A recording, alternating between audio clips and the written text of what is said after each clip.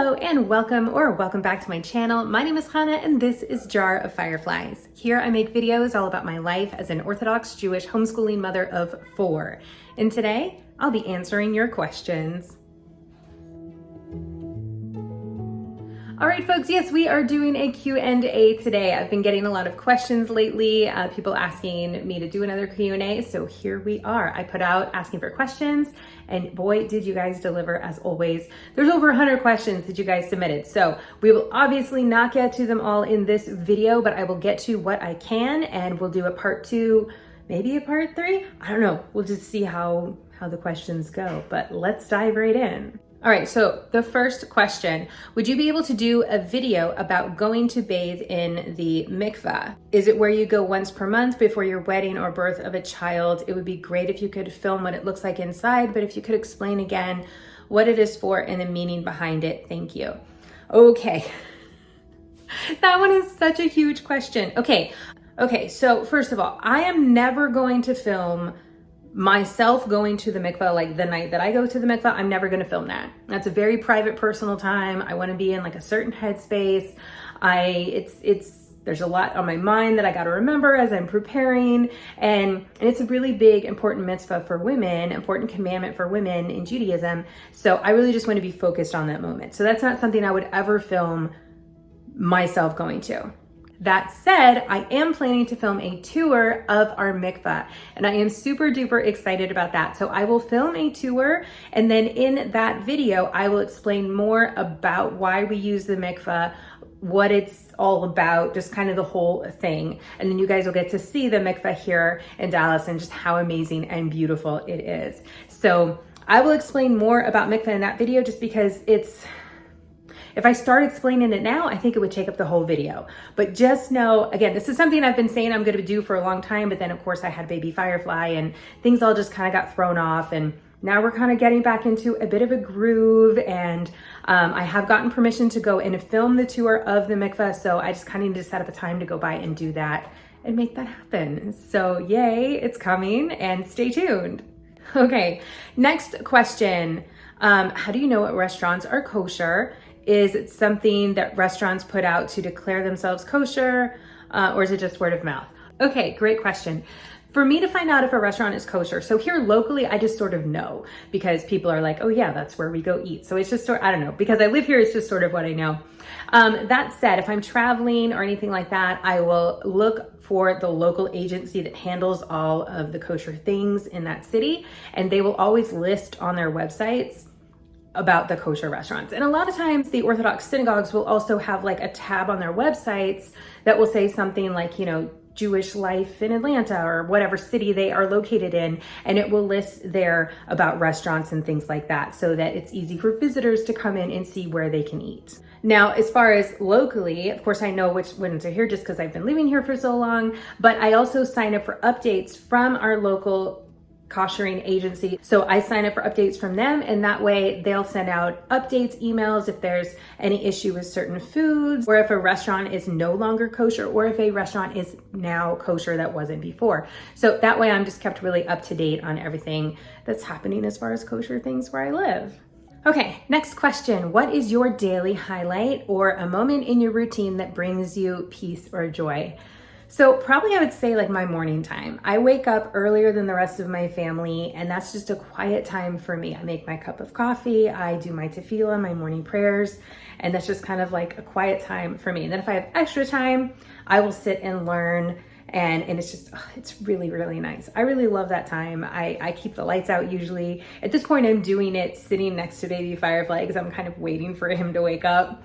But it's a beautiful time, and I really, really love that time. All right, the next question, did you convert prior to marriage? If so, would you have done so without the marriage? Okay, so I was well into my conversion process before I ever met Mr. Firefly. We met because we were at someone else's house for a Shabbat meal together. I have this whole story. I'll actually link to it down in the description box below because I did tell the whole how we met story. But basically, I converted and then I moved to California, and it wasn't until after I moved far away from here that we decided to start dating. So at that point, we got engaged pretty quickly and I moved back here. But that whole story, I'll link to it down in the description box below. It's a pretty fun story, so go check it out if you haven't seen that already. And so as far as would I have converted without the marriage? Absolutely, because my conversion had absolutely nothing to do with being in a relationship or getting married or anything like that. It was just something I was doing for me. And it was nice that I did meet a man that I was able to marry about a year after I converted. So that was great. All right, next question. Have you thought of joining TikTok or collaborating with other Jewish YouTubers, social medias on a video? As far as TikTok, no, I will not be joining TikTok. Not a chance. YouTube is enough for me. And I'm on Instagram also, so if you're not following me there and you're on Instagram, you can check me out there, jar_of_fireflies. As far as doing collaborations, yeah, I would totally do collaborations. I have done them before. Sonia's Prep and I have done a collaboration a couple of times together. And way back towards the beginning of my channel, I did a collaboration with several other Jewish YouTubers. There's a lot more of them out there now. There's more Orthodox ones out there now, which is really fantastic. I think it's so great that there's so many different Orthodox Jews that are out there kind of showing what we're like. And I just think that's really fantastic and I love it. So yeah, I would totally collab. I think it's fun. I enjoy a good collab. I did one last week, not with a Jewish YouTuber, but with a super fun YouTuber. So yeah, I absolutely would. I'm not like seeking it out or anything really right now. I'm just kind of focused on getting my stuff done and being with my family as much as I can. Okay, next question. I'd love to know how you prep food after a grocery haul. Do you have certain things you have to do? Also, what is the transition like when it comes to handling food, dairy, and meat? Do you ever mix things up? If so, how do you handle that? Okay, when I come home from groceries, usually I'm just kind of putting everything away. So in my refrigerator, I do have a set drawer for all of the dairy things. We'll put yogurts and cheeses and sour creams and stuff like that in that drawer. And then if I'm putting meat in there, I usually just keep that in the plastic bag that I got it in, and I'll put that right into the fridge like that. So it kind of keeps that separate on a shelf. And then everything else is kind of in there. I don't usually wash all of my produce as soon as I bring it home. I'm usually just kind of putting it in the fridge and then we wash as we go. If I'm setting out fruit on the table or something like that, then I will go ahead and wash all of that. And every different piece of produce that we have has a different process for as far as do we just need to rinse it off? Like say an apple, we would just have to rinse that off. That's like a smooth surface. That one's pretty easy. Or is it gonna be something like romaine lettuce, which I love to buy, but I have to individually wash each piece and then check each piece for bugs. So it's that process is gonna be different for a lot of different produce. If y'all are interested in a more detailed video on that, of course, let me know. Do I ever mix things up and how do I handle that? I don't tend to mix up the food so much. Like I've never like accidentally, thrown cheese on a burger or something like that, but I will accidentally mess up the dishes. That definitely happens, especially utensils. Like I might be making a pancake batter, which I usually make dairy free. And then one day I might be making it with dairy and then I'll totally mess it up and put it in a meat pan or something like that. And then I have to fix the pan. So then the way that I'm fixing a utensil or a dish like that depends on the material of the dish. Typically it involves just boiling it in water. Certain materials like Teflon, I just have to throw away or donate somewhere. Throw away meaning it doesn't belong in my kitchen anymore. Yeah, there's just kind of different ways to handle everything. Okay, next question. What are you reading right now? Favorite books you've read this year? Okay, oh gosh, so many books. I went and grabbed my book journal for this one. It's getting full. I have read a lot of books this year. There's been a lot of favorites. Let's see, how many books have we read this year? I have read 27 books so far this year. So definitely not on par with the 90 that I had set out to read this year, but the year's not over yet. Okay, currently I am reading Proverbs. Mishle is how we say that in Hebrew. So I'm almost finished with this. I'll finish this in like 2 days. And then I'm reading A Letter for the Ages, which I'm also almost finished with. I just have a couple of sections left, so I'll finish that probably by the end of the week as well. So those are kind of more my learning books that I'm reading right now. For kind of more fun books, I'm reading The Road. I heard about that on Instagram. It sounded pretty good, so I started reading that. It's actually really, really good. And then I am also reading The Name of the Wind. I had to think about that for a minute because I paused that one to read The Road. The Name of the Wind is very long and The Road is much shorter. So I paused The Name of the Wind to read The Road. Anyways, so that's basically what I'm reading right now. Oh, and I am reading the biography of the Baba Sali. as well. So that one is on my nightstand. So yeah, I've just kind of got books all over the place. As far as some of my favorite books that I have read this year, I went and grabbed a short stack. Sense and Sensibility by Jane Austen. I'm kind of doing a Jane Austen year where I'm reading through everything from Jane Austen. So that one was my favorite so far of her, and it was just, it was so good. I really, really loved it. Living to Tehillim by Rivka Siegel. This book is amazing. I really, really love it. It goes through each Tehillim and just really analyzes it and tells you what you can take out of it. Tehillim, by the way, are the Psalms. So this was a really amazing book. She's going through, there's gonna be 5 books in the series total. Right now there are 3, and I have all 3 and I love them. And then another favorite is the Rebbetzin Kanievsky biography. This is by Naftali and Naomi Weinberger. I can link to all of those books in the description box below for you guys. But yeah, that biography is a reread for me. I finished that one a couple of months ago, and it's a book that I get a lot out of when I read it. It really helps me. In Hebrew, we say it gives me chazak, it gives me strength. So that was a really good read. And I had read it like 10 years ago, so I kind of was like, oh, maybe I should read it again. And I'm so glad that I did. Okay, the next question. A lot of the festivals, celebrations, etc. we celebrate can be quite stressful, although we still enjoy celebrating them and love them dearly. They often involve lots of planning, prepping, costs, etc., which can get overwhelming. Which Jewish celebration or festival would you say is the most demanding of your time and efforts, and therefore sometimes is a little stressful leading up to the joyous occasion? That's a really good question. I think for me, it's a little bit different than maybe a lot of women because my husband loves to cook so much, especially for the holidays. That whole part of the stress is really taken off of me. So for sure, it's Purim, which is also my favorite holiday, but there's just so much that I do going into Purim. I'm making sure the house is ready for a massive party because we always have a ton of people over for a really big meal. I'm preparing things for us to do. I'm preparing the mishloach manot, the gifts that we send out to people of the food. I'm working on costumes. I'm trying to make us a theme.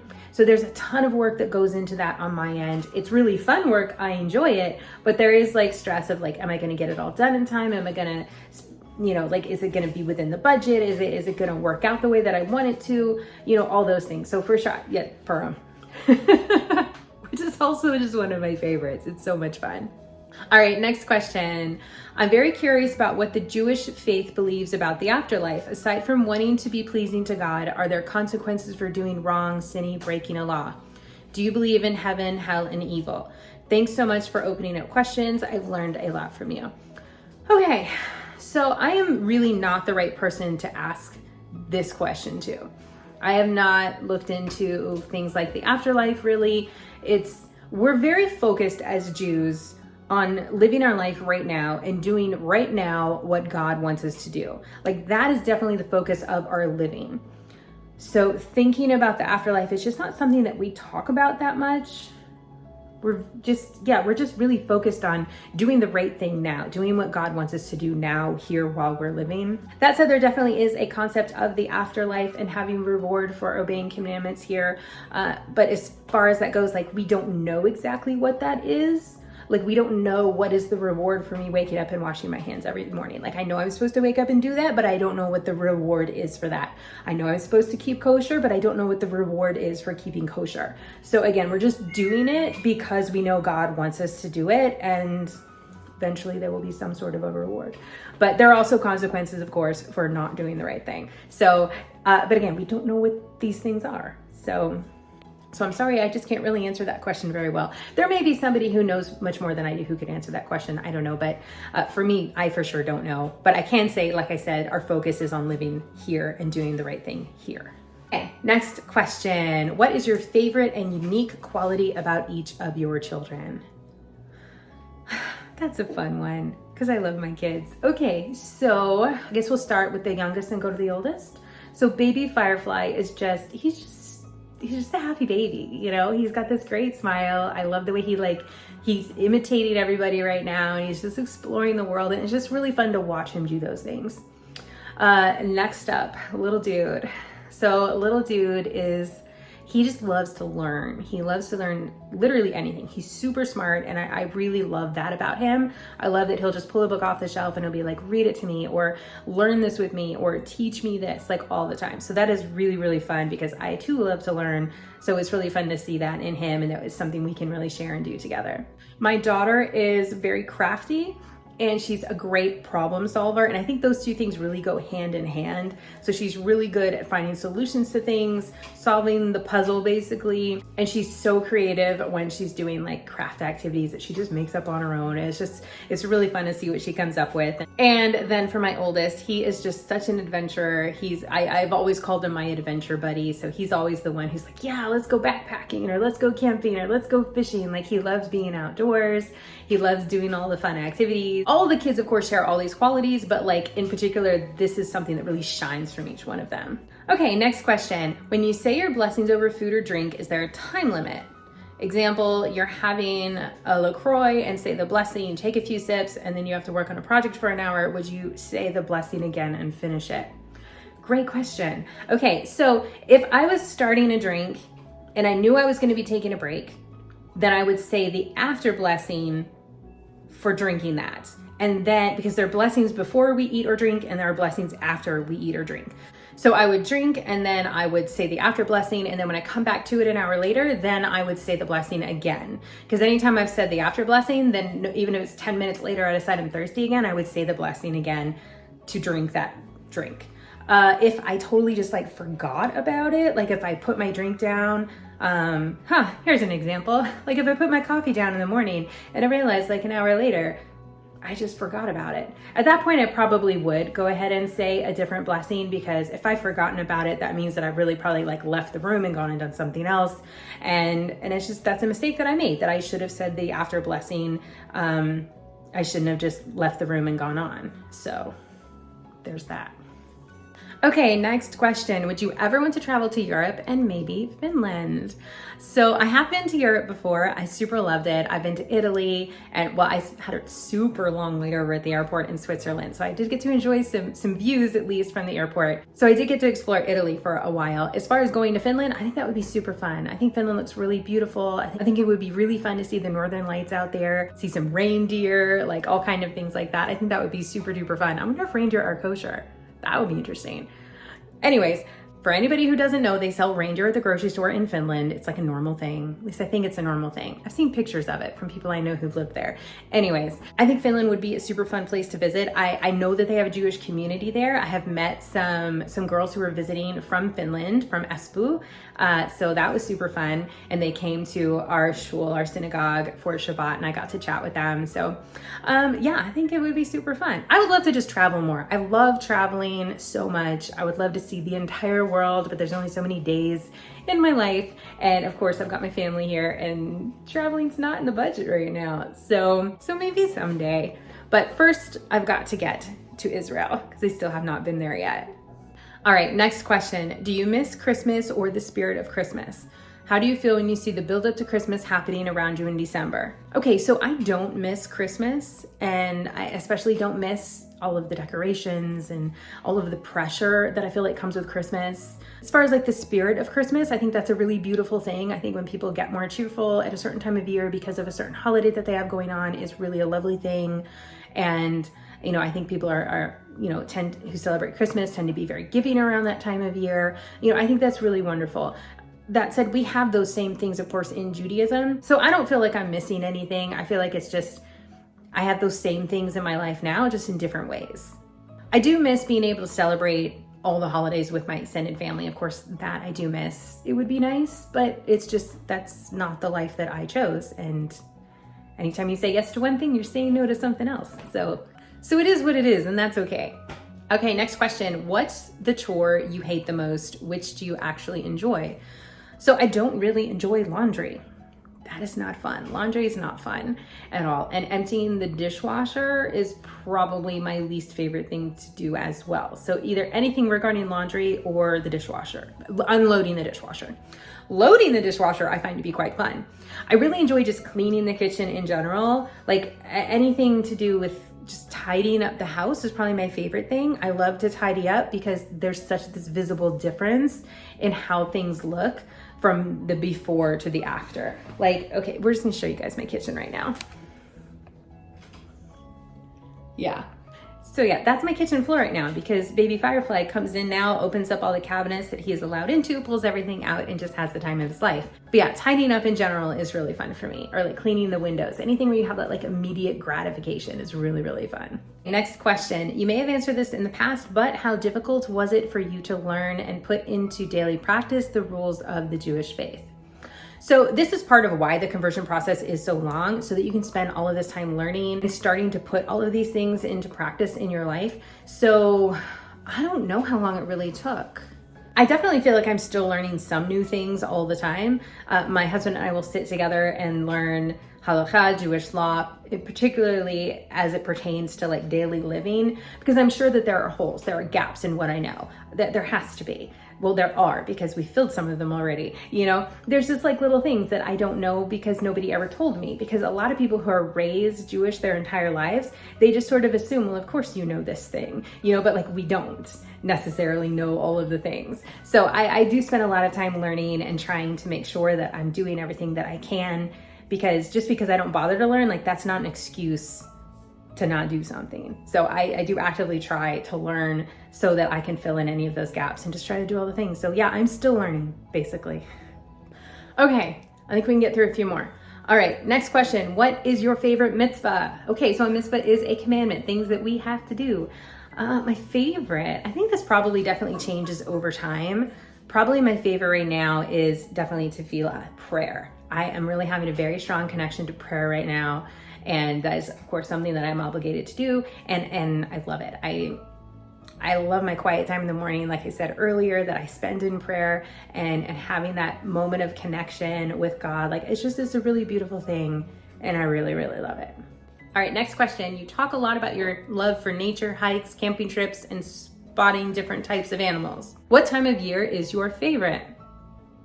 I would say fall. Fall is my favorite, like autumn, because summers here are just so hot. They're too hot. Like, you can't even go swimming right now because the water temperature is probably in the 90s right now. Like, it's just so hot, it's not even comfortable. Maybe not the 90s, but it feels like bath water when you get in, you know? And in the winter, it can get too cold and the weather can be too unpredictable, and like, you don't want to be miserable and cold outside. But in the fall, it's really nice when it's like 65, 70 degrees outside. That's when it's great. That's when I love to go camping, hiking, and all the things. It's the best time of year. Spring, we don't have as much of a spring as we do a fall, in my opinion, here. Fall, though, we definitely get like the good temperatures for a while because we don't tend to have much of a winter, usually. All right, next question. I've been wanting to convert to Judaism for a very long time. However, the only option within 8-hour drive is Reform, which isn't what I'd ever choose, but moving isn't an option. So if you're wanting to do a conversion, your first step is going to be to find a rabbi who does conversions, who will work with you and find out what they require of you, as far as if you need to live in a Jewish community, what you need to be learning, what kind, all those sorts of things. So, and that's really about all that I can say about that. In my experience, I did need to live in a Jewish community to convert. That was definitely a requirement. Okay, next question. What are your family's favorite things to do on Shabbat, and how have these things changed as your kids have gotten older? We definitely have a lot of playdates at our house, or we'll go to other people's houses for playdates on Shabbat, so that is super fun. We spend a lot of time learning together now, which is something new. That's something we didn't used to do so much together on Shabbat. Like, we would learn, but like now it's like the learning is different. There's more like intense learning. It's really fun. And we're singing songs more at the Shabbat table because now the kids are all old enough that they can learn these songs. And so that is really fun. And we're playing family games on Shabbat, which I love. And the kids will just play games on their own so I can go read a book, which is also really fun. So there's a lot less of me just like reading to the kids on Shabbat, a lot more of us doing stuff together, or for the kids doing stuff with their friends. So that's kind of the big shift. I'd say when they were younger, we mostly spent time just kind of playing and reading together. And now it's more like playing actual board games together and hanging out and learning together. So that's really fun. It's a shift. It's more collaborative, you know, than it is sort of like I'm doing something with them, if that makes sense. Okay, next question. Would you consider doing a book club for your viewers? Maybe. I don't know, would you guys be interested in that? That would be step number 1. Are you interested in a book club? To be perfectly honest, I have thought about this. I have thought about doing it as part of like a what's the thing, like a Patreon thing, you know, where it's like an extra thing. But I don't know. I don't know that I honestly have time, which is unfortunate because it would be really, really fun. But my life is very full and very busy. Thank God. I'm very happy about that. But I don't know that there's time for really a book club in there. But maybe. Okay, next question.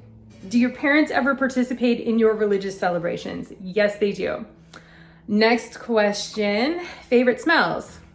That is an interesting question.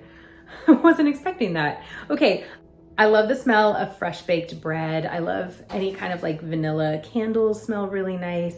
I tend to like earthier smells. Like if I'm wearing like a perfume, I like kind of something a little earthy, a little spicy. So what like bergamot is one that I love. Anything like that. So those are probably some of my favorite smells. Okay, I'm gonna make this one the last question for today. The question is, I was wondering, is there anything similar to nuns and monks in the Jewish faith? No, there are not. So it's my understanding that in religions where there are like nuns or monks or something like that, that's sort of like the pinnacle of religious life. Like that's like the height of a religious life. For us, it's not. For us, it would be to have a family and to spend time learning and teaching your children and things like that. So that's more the pinnacle of a religious life for us. So no, we do not have nuns or monks in Judaism. We have families, and I think that's great. Okay, so yes, rabbis are generally married. I cannot think of one I know that is not married. All right, that is all the questions we are going to have time to get to today. I hope that you guys enjoyed. Stay tuned. I've got some fun videos coming up later this month. We're gonna do a day in the life, first day of school. We'll do another Q&A because I got tons more questions to get to. And I'm thinking of Shabbat prep, so it'll be fun. All right, thank you all so much for being here. As always, I super appreciate it. Give this video a thumbs up, hit that like button if you enjoyed. Lets me know what kinds of videos you guys like to see. And of course, it helps my channel out a lot, as do your comments. So if you guys have any more questions, drop them down below and I can tack them on to my list. All right. Thank you all again so much for being here. As always, I super appreciate it. I hope you all have a wonderful rest of your day, and I will see you in my next upload.